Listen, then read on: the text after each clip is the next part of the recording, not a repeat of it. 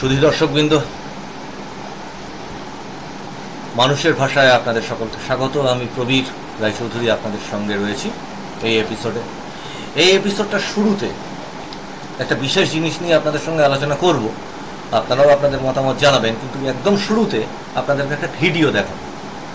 সেই ভিডিওটা আপনারা একটু দেখুন, ছোট্ট 1-2 মিনিটের হয়তো একটা অংশ। আসলে ভিডিওটা অনেকটা বড়, কিন্তু ভিডিওটা 1-2 মিনিট একটু আপনারা প্রথমটা দেখে নিন, তারপরে আলোচনায় আসছি।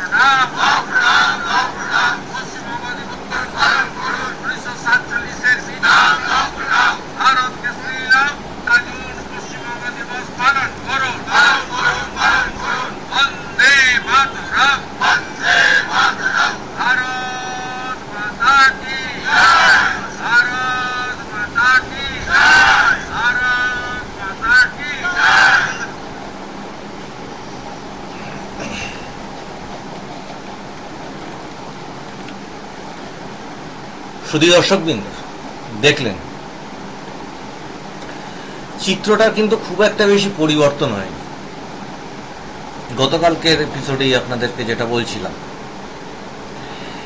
একটি মাত্র মানুষ, আজকে ধরুন এই লোকসভা নির্বাচনটা মিটে গেছে, এই লোকসভা নির্বাচন মিটে গিয়ে আচ্ছা বিজেপির একটা বিরোধী দল হিসেবে তার ধরা যাক তার খারাপ ফল হয়েছে, চতুর্দিকে ভোট পরবর্তী সন্ত্রাস নিয়ে বিভিন্ন ধরনের খবরাখবর পাওয়া যাচ্ছে। সেখানেও সে কথাটা না পরে আসছি, মোট কথা একটা খারাপ অবস্থার মধ্যে দিয়ে একটি বিরোধী দল ধরা যাক তার যে প্রত্যাশিত ফল ছিল সেই প্রত্যাশিত ফলটা যখন করতে পারল না, তখন একটা কাটাছেঁড়া তো অবশ্যই হয়। কালকের এপিসোডে আমি সেটা বলেছি। কিন্তু একটা রুগীকে তার অপারেশনের পরে, তার অসুস্থ রুগীকে অপারেশনের পরে কাটাছেঁড়া করবার পর, কিন্তু কাটাছেঁড়াটা কোথায় হয়? রাস্তাঘাটে হয় না। রুগীকে রাস্তার মধ্যে ফেলে রেখে সবাই মিলে ছুরি কাঁচি নিয়ে কাটাছেঁড়া করে না, যেটা এখন হচ্ছে সেটা করে না কেউ। রুগীর অসুস্থতা হলে তাকে নির্দিষ্ট জায়গায় নিয়ে যাওয়া হয়, ওটিতে গিয়ে তার অপারেশন হয়, যে অংশটা তার সমস্যা আছে সেটা অপারেশন করে ডাক্তারবাবুরা সেটাকে সমাধান করে। ধরা যাক টিউমার হলে সেটা কেটে বাদ দেয়, অথবা যদি কোনো সমস্যা ছোটোখাটো জায়গা থাকে সেটা তারা বোঝে। কোথায় হয়? ওটির মধ্যে হয়, সুরক্ষিত জায়গায় হয়, গোপনভাবে হয়, রাস্তাঘাটে হয় না। তেমনি একটি রেজিমেন্টেড পার্টিতেও কিন্তু তাদের ভিতরকার যে অস্বস্তির জায়গাগুলো, সমস্যার জায়গাগুলো, প্রশ্নের জায়গাগুলো, সেগুলোও কিন্তু এই যেমন শুভেন্দু অধিকারী বিরোধী দলনেতা হিসেবে বলেই ছিলেন যে বিতর্ক থাকতে পারে, কিন্তু তার জন্য তার নির্দিষ্ট ফোরাম আছে বলবার, সেটা তিনি বলেন। ইনার স্ট্রাগল প্রত্যেক পার্টিতেই কিন্তু থাকে। ক্ষমতাকে একজনকে পিছিয়ে আর একজন এগিয়ে যাওয়ার চেষ্টা, আবেগ, এগুলো রাজনীতিতে থাকে, সমস্ত দলেই আছে। কিন্তু একটা রেজিমেন্টেড পার্টি, একটা সর্বভারতীয় পার্টি, যে পার্টি সারা পৃথিবীর বৃহত্তম পার্টি হিসেবে দাবি করে, তার একটি রাজ্য দল, সেই রাজ্য দলের কোনো প্রাক্তন প্রধান যিনি কিনা সেই দলের গঠনতন্ত্র সম্পর্কে সম্যক জানেন, এমনকি যিনি দলবিরোধী কাজ বা বাইরে কথা বলবার জন্য অন্যদেরকে অনেক সময় তিরস্কার করেছেন, বা তিনি তখন সভাপতি ছিলেন বলে তখন তার শাস্তিও দিয়েছেন হয়তো, তার দলবিরোধী যে একের পর এক কাজকর্ম, দেখুন আমাদের চোখে লাগছে, মানুষের চোখে লাগছে, দলের কাছে কি লাগছে না লাগছে সেটা তাদের দলের ব্যাপার। সেইটা নিয়েই দেখলাম যে সেই দলটি ব্যস্ত থাকবে, এখনো তাই রয়েছে।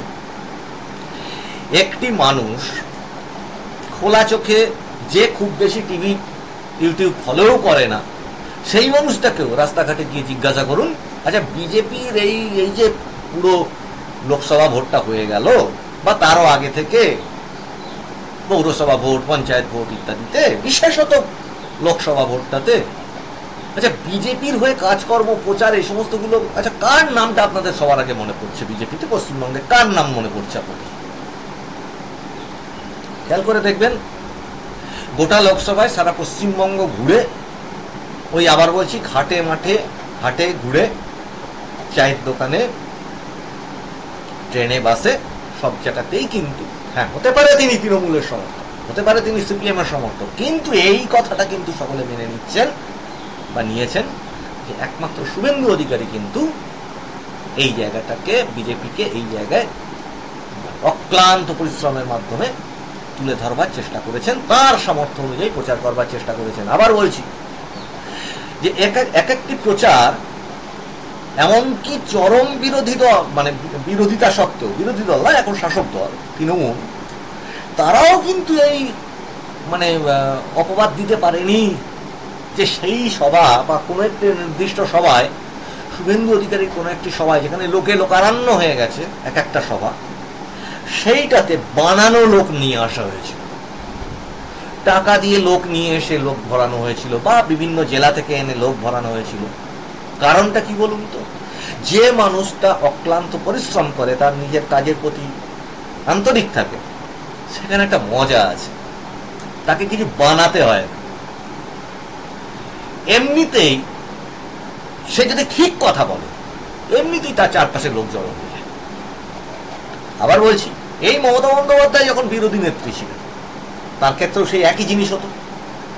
আজকে তার মধ্যবর্তী পর্যায়ে কোনো বিরোধী নেতা সেইভাবে কি আমরা দেখতে পেয়েছি? পাইনি। আজকে এই শুভেন্দু অধিকারীর এই যে কর্মকাণ্ডটা, ওই আবার বলছিলাম যে সকালে কোচবিহারে মিটিং করেছেন, দুপুরবেলা হয়তো মাঝখানে মালদা বা কোথাও তাকে দেখা গেছে, আবার রাত্রির বেলা দেখা যাচ্ছে তিনি কলকাতা বা কলকাতা সংলগ্ন উত্তর 24 পরগনা এই ধরনের কোনো জায়গায় তিনি মিটিং করছেন, সঙ্গে রোড শো করছেন। রোড শোগুলো বিশেষত কিছু কিছু রোড শো তিনি রাত্রিরেও করেছেন। তাহলে একটি মানুষ এই সমস্তগুলো জায়গাতে গাড়িতে করে করে লোক নিয়ে গিয়ে মিটিং ভরাচ্ছেন, এটা হতে পারে না। আর এক একটি মিটিংয়ের যা বহর, যে লোকে লোকারণ্য হয়েছে, সেটা সমস্ত মানুষ স্বীকার করেছেন, এমনকি বিরোধিতা সত্ত্বেও তৃণমূলেরও অনেক বর্ষিয়ান নেতা সেটা স্বীকার করে। কিন্তু সেই শাসক দল এই মুহূর্তে যা কিনা বিজেপির বিরোধী, তাদের তো একটা অংশ থাকবেই, চাইবেই যে সামনে যে আসবে, যে ক্রাউড পুলার, যে জননেতা হিসেবে মানে প্রতিষ্ঠিত হচ্ছে, সমস্ত কিছুকে সরিয়ে দিয়ে তাকে টেনে ধরবার, তার খুঁতগুলো বার করবার এ চেষ্টা তো তারা অবশ্যই করবে। তাহলে সেই চেষ্টার দোসর যদি দলের একটি অংশ হয়ে যায়, তাহলে সে কাজে তাদের উপরি পাওনা সেটা। আর সেই কাজটা যদি উদ্দেশ্য, ধরা যাক উদ্দেশ্য নেই, না আমি তৃণমূলের সঙ্গে যুক্ত নই, কোথায় কোন প্রমাণ আছে আপনি বলুন, ঠিক আছে, তাহলে এমন কাজও করা উচিত না যেটা বিরোধী, মানে বিজেপির বিরোধী তৃণমূলের হাত শক্ত করে, জমি শক্ত করে, এটাও করা উচিত না। তাহলে একটি দলের একটি মুখ, মূল প্রচারক এইভাবেও যদি বলা যায়, তাদের দলে অবশ্যই আলাদা আলাদা বিরোধী দল আছেন, এগিয়ে যেতে তো কেউ কাউকে বারণ করছে না। কাজ যে করবে মানুষ তার পিছনে অটোমেটিক ছুটবে, কিন্তু সেইটাকে কলুষিত করা, বিকৃত মন্তব্য করা, মানে সাদা একটা কাগজ, তার মধ্যে থেকেও একটা খুঁত খুঁজে বার করে সড়ক করা, এইগুলো ধরা যাক কেউ তৃণমূলের সঙ্গে যোগাযোগ রাখছে না, তৃণমূলের কাছ থেকে কোনো সুবিধা নিচ্ছে না, অতীতে নেয়নি, বর্তমানেও নিচ্ছে না, সব ধোয়া তুলসী পাতা, পরিষ্কার পরিচ্ছন্ন। কিন্তু তৎসত্ত্বেও যদি ধরি এই ধরনের কাজকর্মগুলো একটি মাত্র ব্যক্তিকে কেন্দ্র করে, তাকে শুধু আক্রমণ করা না, আমি এই ভিডিওটা দিয়ে শুরু করলাম এই কারণে, আজকে তো একটি বিরোধী দল তাদের হেরে যাওয়ার পরে, আমি হার যদিও বলছি না, তার কারণে এই শুভেন্দু অধিকারী নিজেই বলেছেন 2,33,00,000 প্লাস ভোটার বিজেপিকে ভোট দিয়েছে, 2,70,72,00,000 প্লাস ভোটার তৃণমূলকে ভোট দিয়েছে, 40 লাখের মতো তফাৎ আছে। এবং সেখানে কিছু শাসক দল, এর আগেও সিপিএম এর আমলেও হতো, তৃণমূলের আমলে সেটা আরো একটু অন্য কায়দায়, অন্য রূপে হচ্ছে। পয়সা দিয়ে ভোট কেনা থেকে শুরু করে হুমকি, শাসকের তার নিজের পদকে ধরে রাখবার একটা চরম তাগিদ থাকে, তার জন্য সে সমস্ত ধরনের যে চেষ্টাগুলো আছে অনেক ক্ষেত্রে সেগুলো প্রয়োগ করে, শাসকের জায়গার থেকে বলছি। যদিও আমাদের ভারতবর্ষের অন্যান্য রাজ্যে এই জিনিসটা আপাতত আর দেখা যায় না, এখানেই হচ্ছে, সেই সংস্কৃতি সবাই জানেন, সেটা নিয়ে নতুন কিছু বলছি না। কিন্তু এই যে আজকের ভিডিওটা দেখলেন, এই ভিডিওটা দেখার আগেও তো বেশ কিছু কয়েকটা দিন এই ভোট পরবর্তী অংশ চলে গেল। 2021 সালেও ঘটেছিল ভোট পরবর্তী সন্ত্রাস, সেই নিয়ে মামলা মোকদ্দমা ইত্যাদি ইত্যাদি হয়েছে। তখন একটা বড় অভিযোগ ছিল, খুব বড় অভিযোগ ছিল, যে এখানে গরম গরম ভাষণ দিয়ে যে মানুষগুলো, যে কর্মীদের আপনারা উত্তেজিত করলেন, 2021-এর কথা বলছি, ভোট যখন মিটে গেল, ভোট যখন মিটে ইস বার 200 পার স্লোগান দিয়ে ভোট হলো, এবং তারপর যখন 77 পার হলো না, 77-এ আটকে গেল, সেই রাত্রিরে থেকে বহু বিজেপি নেতার ফোন সুইচ অফ ছিল, ফোন ধরেননি, এই অভিযোগ উঠেছে। এটা বিজেপির নিজেদের ভিতর থেকে উঠেছে, আমি বলছি, বিভিন্ন গণমাধ্যমে আছে এই কথা, এই অভিযোগ কেন ছিল?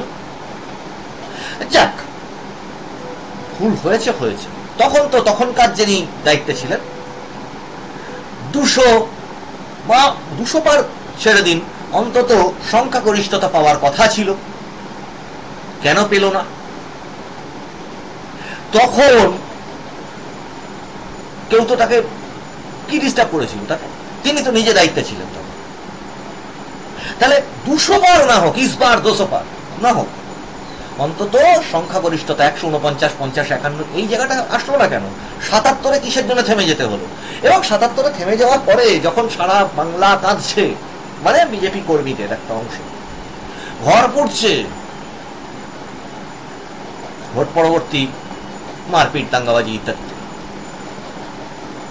তখন সেই মানুষগুলি কেন বললেন, বা সেই মানুষটি কেন বললেন যে আমরা 3 থেকে 77 হয়েছে, এটাই অনেক, এটা আমাদের ফল ভালো হয়েছে, ফল ভালো হয়েছে। আচ্ছা, 2021 সালের পর থেকে 2024 সাল পর্যন্ত সমস্ত বিজেপি নেতারা ছিলেন, নিজ নিজ পদে ছিলেন, নিজ নিজ দায়িত্বে ছিলেন, যারা নাকি পশ্চিমবঙ্গ চষে ফেলে দিয়েছেন। তার মানে তারা যে কোনো জায়গাতেই দাঁড়াতে পারেন, যে কোনো জায়গাতেই জিততে পারেন। তাহলে সেই ব্যক্তিরা কি সংগঠনটা তৈরি করলেন? এই মাঝখানের যে অংশটি, বিধানসভায় প্রতিবাদ থেকে শুরু করে, হাইকোর্টে বিভিন্ন মামলায় লড়া থেকে শুরু করে, এমনিতেই শাসক দল শুভেন্দু অধিকারী তাকে টার্গেট করে তাকে বিভিন্ন রকম ভাবে তার করবে, সেটা স্বাভাবিক।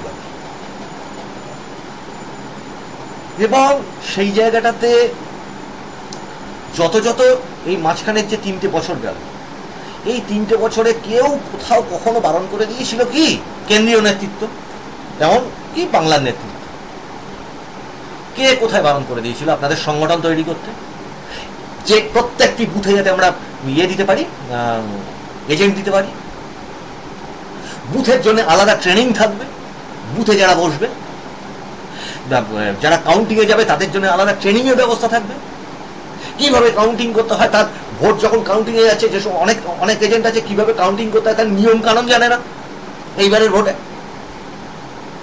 তারা লড়বে হচ্ছে, তারা কাউন্টিং এ গিয়ে যখন অন্য ধরনের টেকনিক্যাল সমস্যা হবে তারা কি উত্তর দেবে, কি লড়াই করবে তারা?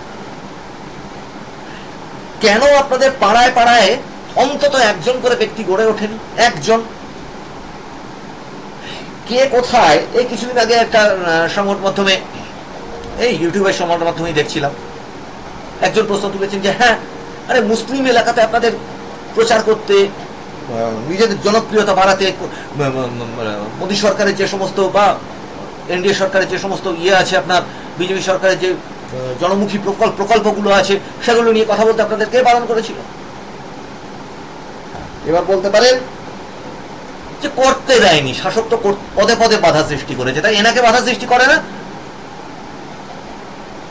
এনাকে বাধা সৃষ্টি করে না, এনাকে ছেড়ে রেখে দিয়েছে? তা তো না, ইনি তো সবার আগে প্রথম টার্গেট। আপনাদের কথা মতো, আপনাদের দলের কথা মতো ইনি তো প্রধান টার্গেট। উনি এগিয়েছেন, উনি চোখে চোখ রেখেছেন, হার জিত পরে চেষ্টা করাটা উনি সেটা করেছেন। আজকের এই ভিডিওটাতে এসে দেখা যাচ্ছে কি, যে এই মধ্যবর্তী পর্যায়ে যে ভোট পরবর্তী সন্ত্রাস গেল, কোথায় সেই নন্দীগ্রাম থেকে শুরু করে কোথায় উনি চলে যাচ্ছেন আবার ডায়মন্ড হারবার, কোথায় সেখান থেকে চলে যাচ্ছেন কুচবিহার, কাউকে কাউকে তো এনার এই কাজকর্মগুলো এদিকে চলছে, আর কাউকে কাউকে দেখলাম মর্নিং ওয়াকও চলছে সঙ্গে, পাশে আবার প্রমোদ ভ্রমণ, মাছ ধরা, এ সমস্ত চলছে। মানে রংপুরে যাচ্ছে সম্রাট নিরো, বেড়াল হওয়া যাচ্ছে। এই চিত্র দেখলাম। জানি না বিজেপির মানে গঠনতন্ত্র কিরকম, বিজেপির মানে কেন্দ্রীয় নেতৃত্ব কিরকম, কি ভাবে না ভাবে, এগুলো তো আমাদের কাছে ধারণা করা সম্ভব নয়। সাধারণ মানুষ রাস্তাঘাটে বাজারে আলু বিক্রি করতে করতে, তার সাথে গল্প করতে করতে, বা চায়ের দোকানে বিড়ি খেতে খেতে, সিগারেট খেতে খেতে, চা খেতে খেতে যে কথাগুলো উঠে আসে সেই কথাগুলো আপনাদের সামনে বলছি। আপনারা কমেন্টে জানান যে কথাগুলো ঠিক কিনা। হতে পারে আপনি তৃণমূলের সমর্থক, কিন্তু এটা বলুন তো যে অন্য দিক থেকে দেখতে গেলে, একটা অন্য দলের পরিপ্রেক্ষিতে দেখতে গেলে, আপনি এই বিজেপিতেই গোটা লোকসভা ইলেকশনে অন্য কোনো কারোর চেহারা, ছবি, কিছু দেখেছেন? কতটুকু দেখেছেন? আচ্ছা, উল্টো আর একটা কথা আছে, উনি তো ভোটে দাঁড়াননি, তা ভোটে তো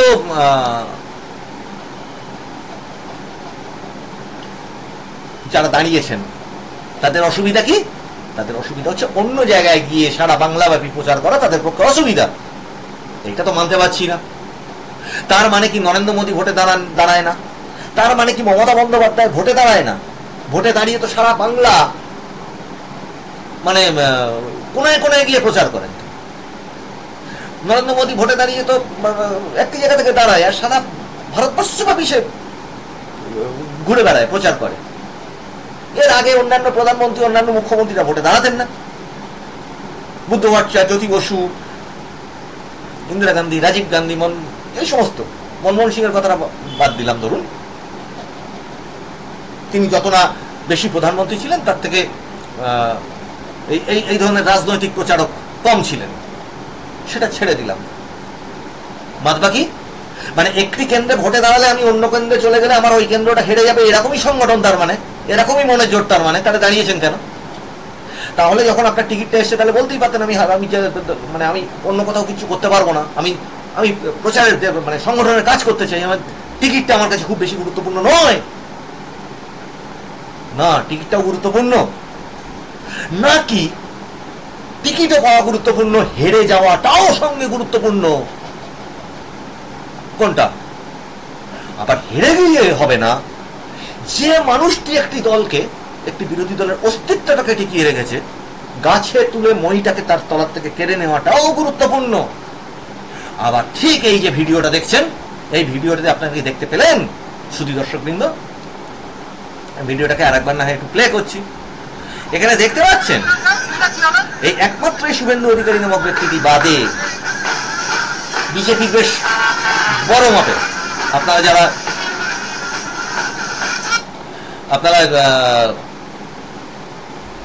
যাদেরকে বলা যায় যে খুব প্রথম সারির নেতৃত্ব, এখানটা দেখতে পেলেন? কাউকে পেলেন দর্শক?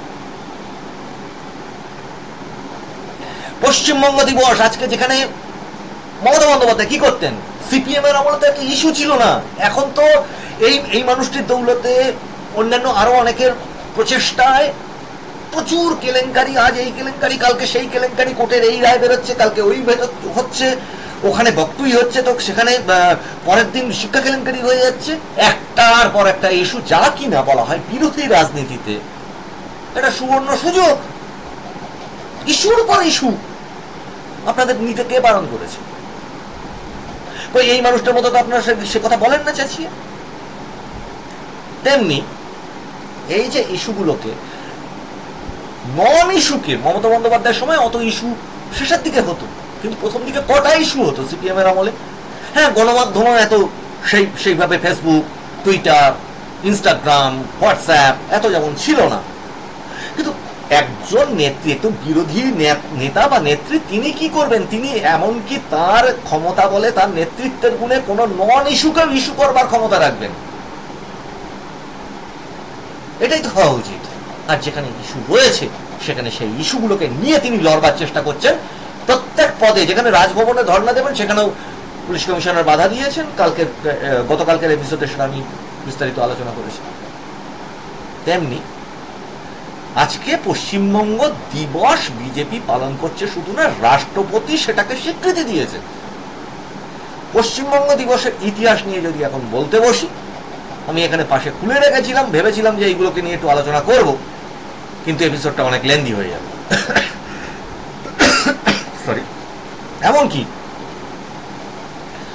স্বয়ং বিরোধী দলনেতা এই শুভেন্দু অধিকারী একদম তার এই বক্তব্যের শেষের দিকে, এই অনুষ্ঠানের শেষের দিকে তিনি প্রেস কনফারেন্সে এই পশ্চিমবঙ্গ দিবস সম্পর্কেই কিন্তু তার বক্তব্য রেখেছেন।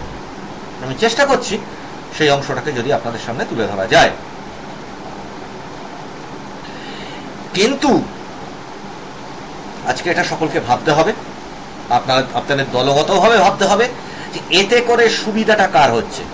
সামনে তো 4টে উপনির্বাচন আছে, সেই উপনির্বাচন 4টি নিয়ে আমি আগামী এপিসোডে কিছু কথা বলতে চাই, আপনাদেরও মতামতগুলোও জানবো যে এই উপনির্বাচনটাতে এই শুভেন্দু অধিকারী তিনি অনেক কথা শোনা যাচ্ছে যে তিনি সেই বৈঠকে ছিলেন না। তিনি তো বলেছেন যে প্রার্থী বাছাইয়ের বৈঠকে থাকবেন না, এরকম শোনা গেছে, প্রেস কনফারেন্সে শোনা গেছে। এই গোটা যে কার্যকলাপ, পুরো অনুষ্ঠানটা, এই অনুষ্ঠানটাতে এই মানুষটার এই যে পশ্চিমবঙ্গ দিবস, এই পশ্চিমবঙ্গ দিবসটাকে গোটা বিজেপি একটা ইস্যু করে সারা রাজ্যব্যাপী সংগঠনটাকে চাঙ্গা করে তুলতে পারতো না?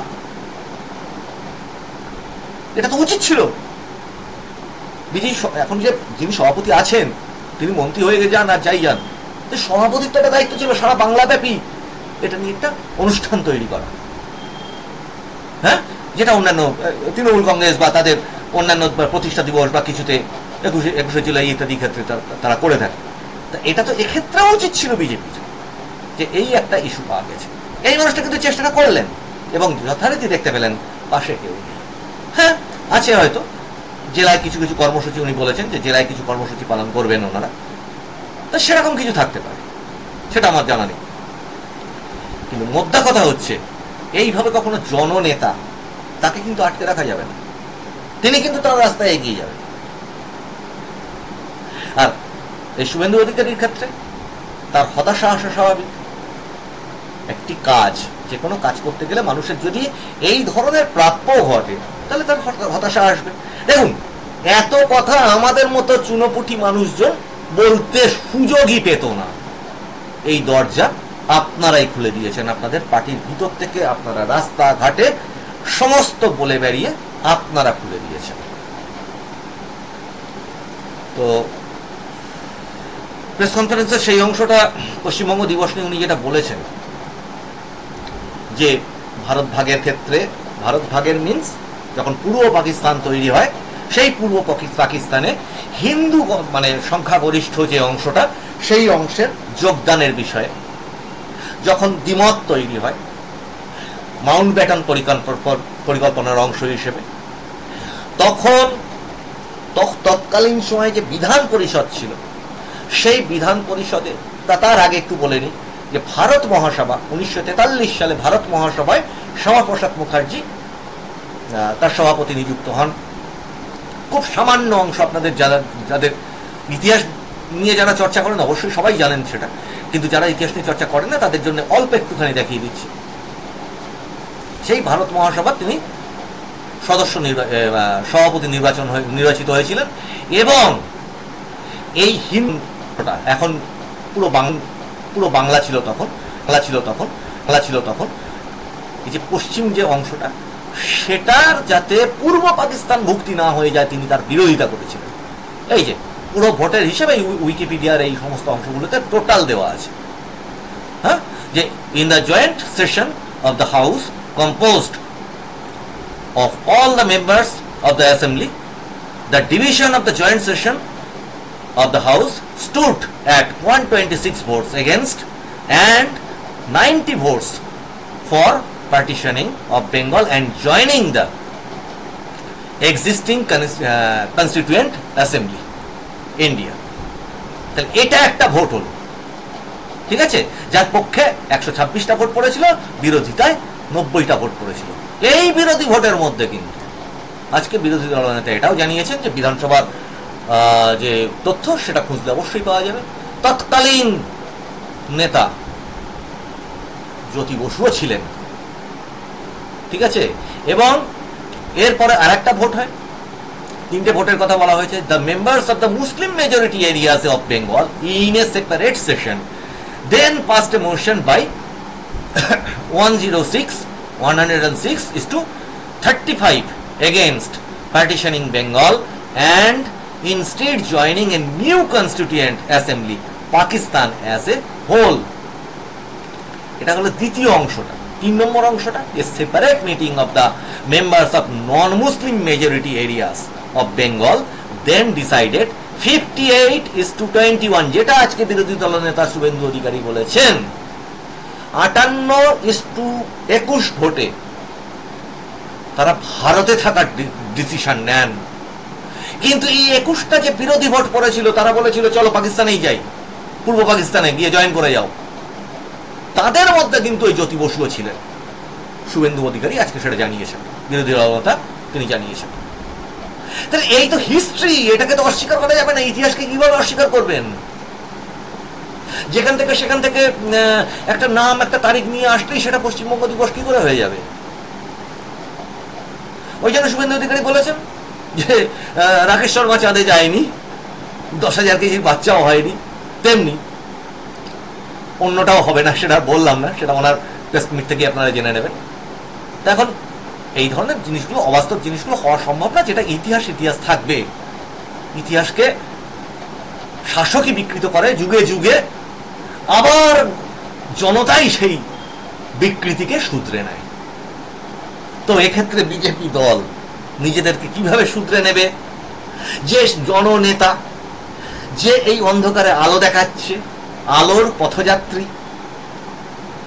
তার সেই দেখানো পথে আলোয় আলোকিত হবে কিনা এই বাংলা, সঙ্গে বিজেপি নিজেও, সেটা সময় বলবে। আমাদেরও সাথে নজর রাখতে হবে তাতে। ততক্ষণ আপনাদেরও আশা করবো এই চ্যানেলটাকে সাবস্ক্রাইব করুন। এই ধরনের অনেক অনুষ্ঠান নিয়ে আমরা আসবো আগামীতে। কেমন লাগছে সেটা জানাবেন, আপনাদের মতামতগুলো জানাবেন। মতামতের মাধ্যম দিয়েই তৈরি হবে মানুষের মত, তাই জন্যই মানুষের ভাষা এই চ্যানেলের নাম। তো আজকে এই অনুষ্ঠান এই পর্যন্ত। আপনারা সবাই ভালো থাকুন। আপনাদের সকলের প্রতি শুভকামনা জানিয়ে আজকে বিদায় নিচ্ছি। দেখা হবে আবার সামনে একটি এপিসোডে মানুষের ভাষা। নমস্কার।